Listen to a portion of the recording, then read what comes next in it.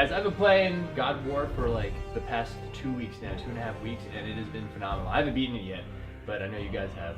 So far, what do you guys think? I mean, I was not expecting it to be as good as it was. I know. Well, as good as that's it not is. true. That's not true because then you think of like all of the stuff that we saw people coming out with, like the media outlets everywhere, 10s out of 10s, all up and down. Yeah, we had the whole podcast, before it was coming out. Like, how could this possibly be as good as everyone says it is? Yeah. I know there was some controversy when it first came out, when we first started seeing the trailers about like whether this was a good change, like. Kratos, this is like walking simulator. The action isn't there. Like people were going nuts. Yeah. Walking simulator is true for me though. It's like when I saw it, it was around so clearly not what old God of War was. It didn't look like the same kind of game. It seemed like there was a lot of story wrapped around him and his son, which there is.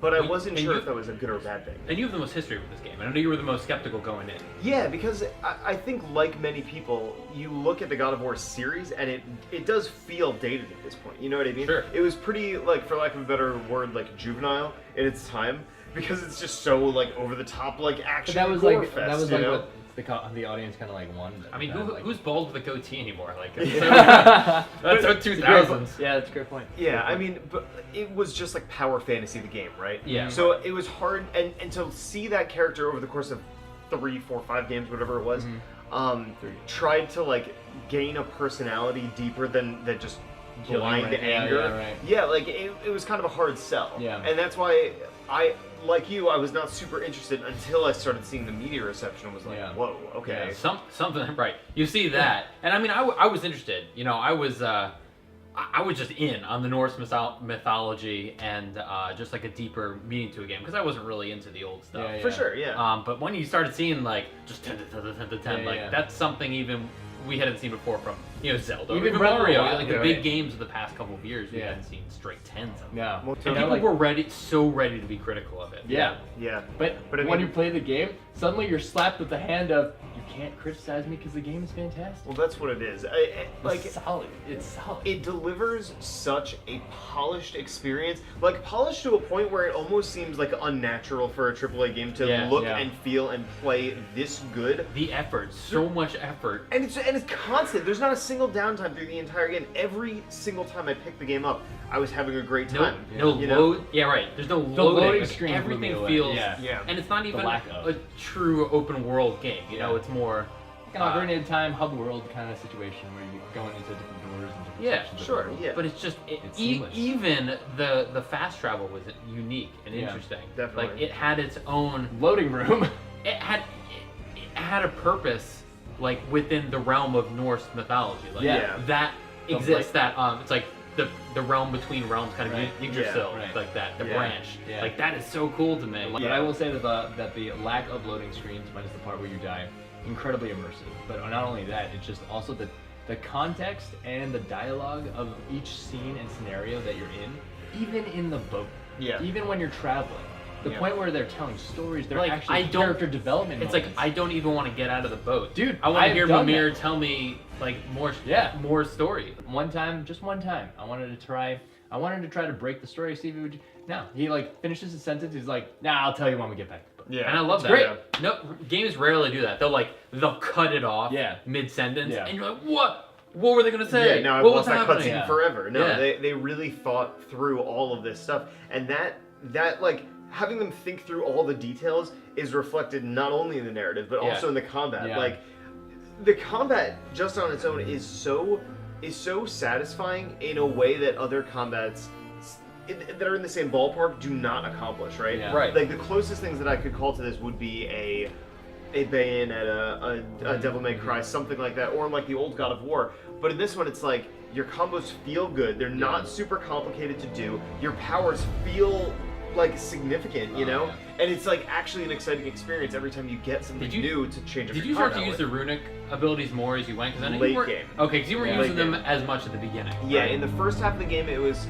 kind of not necessary. I was like, oh, cool that it's there, but it was kind of like in the middle of combat, I'd be like, wait, how did I do that? Oh, I was holding that button. I forgot that I could do these abilities or whatever. But then late game, see, this is a testament to how good the combat is, right? Because when you start, you can kind of just mash your way through a little bit, but eventually the enemies become more sophisticated. They get they're higher leveled and all this stuff, and you really need to think through scenarios in a totally different way and start using those abilities to your advantage. Yeah. And Atreus, you know what I mean? He becomes a critical part of your combat to distract enemies, to freeze them in place, to all kinds of stuff. And we played on hard, but I got the impression this game is just hard. It's hard. Yeah. And mechanically, it's a difficult game. I got the feeling that even if I played it on normal, it would have still been challenging. Yeah. And this was a good level for me, but it was there were times I was gets, oh my god. It gets gritty. It gets to the point where you're like getting one shot, or if challenging is a fucking hard, it's a hard difficulty. It's a hard difficulty. Because it's so I can't even imagine the one playing on you the walk hardest into a zone and you come across a high level guy, you're like, I can take him. You're walking around, you're dodging, and he hits you, and Kratos just goes like, and just like straightens and then you up just hear in the background, Dad, don't leave me here.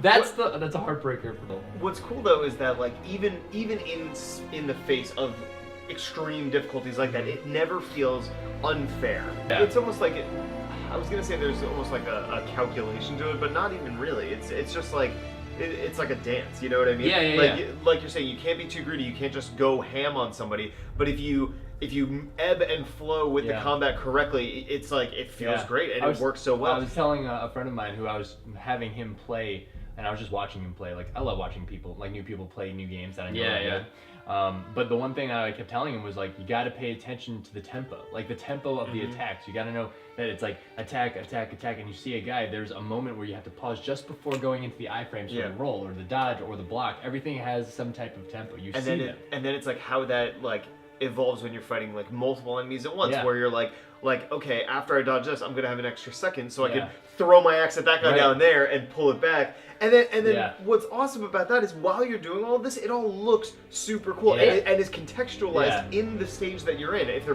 bouncing against walls or whatever, like it's great. I'm not sure if you guys felt this, right? But when I was playing the game, I do weird, constant like comparisons in scenes and during combat of Atreus versus Ellie from Last of Us.